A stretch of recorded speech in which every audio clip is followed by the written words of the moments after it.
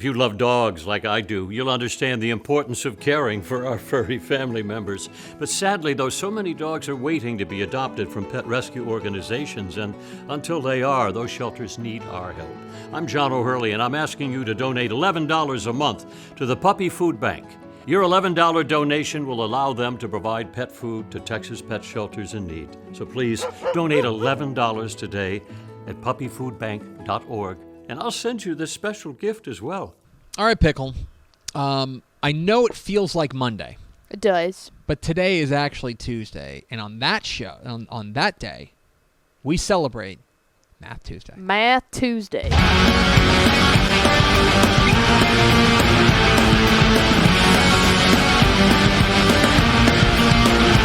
Math Tuesday.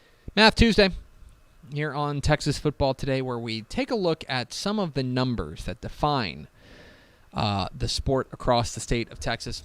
And today, we're starting to roll out something that we do every year, is the Dave Campbell's Texas Texas High School Football Program Rankings, wherein, here's the basic gist of it.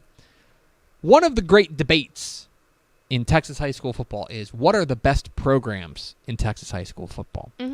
And that's not on a year-by-year basis. We seek to answer that question.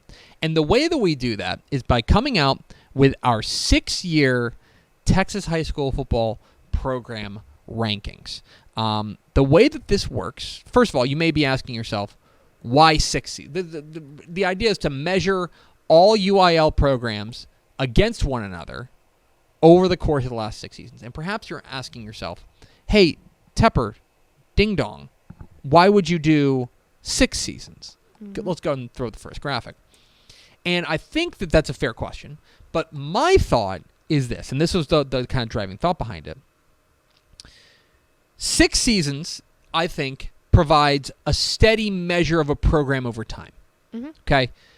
It's 1.5 graduation cycles, which means that even if you have one single transcendent class, it's going to cycle out and you're only going to get at most 2/3 of it. Yes. Right?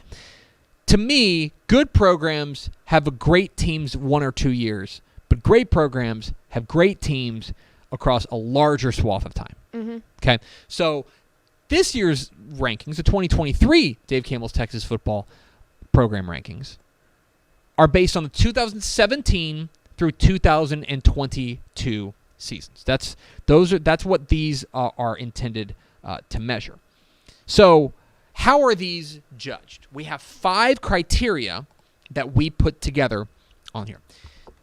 And I think you'll understand the 5. The number of games you won. Specifically, how many games of the possible maximum did you win? So for 11-man teams, they play 16 games a year. The maximum number of games they can win is 96. 96-0 would be a perfect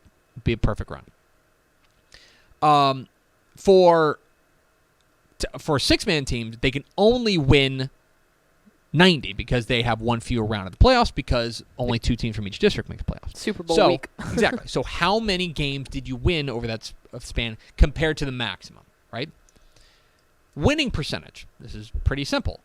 How many games of the games you played, how many did you win? Right? 10 win seasons. Of these 6 seasons, how many did you win 10 games? Because to me, I think a double-digit win season is a real milestone. I think that's something that we look at and say, that is a big... If you had a 10-win season, there's very few teams that win 10 games in a season that go, man, that stinks. Yeah, even teams that have the dreaded 10-1, Yes. where they win all of their regular season games and then lose in the by-district round, Right. that stinks, but ultimately, it's likely if they had obviously a really good season. Right. Last 2 are pretty easy to explain. How many state championships did you win? And how many title game appearances did you make? Plain and simple. That's right. Now, I do want to mention this. We have made some small adjustments to the formula this year. Okay? We altered the formula slightly this year for the program rankings. We are reweighting some of the criteria. We're putting more of an emphasis on winning percentage and state championships and fewer on 10-win seasons. The reason is that what I started realizing was, in looking at these numbers, we were the idea is how consistent have you been over these 6 years? And a 10-win season, there are programs, especially when you get to the bottom part of the rankings, where a 10-win season was really putting teams over the top that they shouldn't have. So here's a perfect example that I came up with. In what would have been the previous formula, 507 through 509, Fort Worth, Arlington Heights, Poteet, and Rusk. Fort Worth, Arlington Heights went 29 and 32. Poteet went 30 and 35. Rusk went 37 and 32. But the difference is Fort Worth, Arlington Heights and Poteet had a 10-win season, and Rusk didn't. And so as a result, those two teams ranked ahead of Rusk. Whereas, and so I started looking at it, I'm like, okay, well, honestly, which of these teams has been more consistent over the course of these 6 Yeah, seasons? because 29 and 32 that's not a winning record. I would just say that I look at Rusk and say that they were a little bit more. So we reweighted the formula a little bit, and as a result, now we would go, they'd still be pretty close, but all of them would actually drop a little bit because there are teams with better winning percentages, but Rusk would be first of those three, Arlington Heights would be second, Poteet would be third. Which makes sense when you look at the percentage of what they were winning. Right. I think that jives a little bit more with what we're hoping to accomplish. So again, this is very slight, and you're not going to notice a ton of differences, but it's going to be it's going to be a little bit noticeable.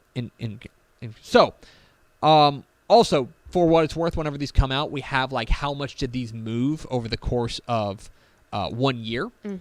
We recalculated the 2022 program rankings based on that data so that those will still stand up. They're dealing with the same formula, 2022 versus 2023, whenever you're looking at those. So we hear this all the time whenever we put this out. Like, people can't believe, why is that team above that one? Why did this team move up? Why did this team move down? Let me give you an example. If you want to know how you move up, you replace a bad season with a good one. So the 2016 season is cycling off. The 2022 season is cycling on. Galveston Ball is a perfect example of how to move up. Your beloved. Galveston Ball, in 2016, they're losing a 3-7 season. Okay? They're replacing it with a 10-1 season, which gets you not only a 10-1 record, but you also get that 10-win season bonus. So as a result, they're making a big leap from 913th all the way up to 544th. Pretty big doings there for Galveston Ball. On the flip side, if you're wondering how you move down, you do the reverse. You replace a good season with a bad season. And the biggest example of this is Ira Ann. Okay? Ira Ann last year ranked 273rd in our program rankings. And a big reason why was their 2016 season. 15-1, state finalist, making it to a title game. They get everything there. Yes. 15-1, which is a great record. A state championship appearance. A 10-win and a 10-win season. Yep. All of that. All of that gets cycled off and gets replaced with a 4-6 season. That is how you drop from 273rd to 718th in one season. So right now on TexasFootball.com, you can see what essentially there's. So one other thing that I should note is not every UIL program is going to be here. There are programs that you have to have played 6 varsity seasons to be on here. So, for example, Alvin Shadow Creek, believe it or not, still not on here. Yeah, that's crazy. They've only played 5 seasons. This upcoming season will be their 6th varsity season, right? Which, with 2 state championship appearances, well, 1 winning and then 1 playing in it, they'll be high in the rankings when they finally get in there. So there are 3 teams that would be in the top 250 that are ineligible. Shadow Creek, San Antonio Harlan, and Bridgeland. All 3 of them would be in the top 250 rather, but they are ineligible because you have to play 6 varsity seasons to be eligible. Okay? So in the end, we have 1,204 teams that are eligible to be ranked, and we have the bottom 704 up on TexasFootball.com right now. 501 through 1,204. If you want to go see where those teams rank, we're going to be rolling them out. Tomorrow we're going to have the 400s. The day after that we're going to have the 300s, the 200s. And then on Monday, we will have the 100, so 101 through 200. And then here on Math Tuesday next week, Math Tuesday, we'll unveil the top 100, including the top 20 in our Texas high school football program rankings. So there you have it. That's a look inside our Texas high school football program rankings. We've adjusted the formula very, very slightly. You probably won't even notice it, but I want to make sure we are honest about it. We told you. So you might see that. So go check that out, texasfootball.com. You can find our Dave Campbell, our 2023 Texas high school football program rankings. What are the best Texas high school football program or high school football programs in Texas? We'll tell you. Thanks so much for watching that video. If you would like more and to be notified when they come out, go ahead and click that subscribe button right down there. You can also watch Texas Football Today every day live at noon on TexasFootball.com, Facebook, Twitch, and right here on YouTube. For more of the best coverage of Texas football in the Lone Star State, go to TexasFootball.com/subscribe.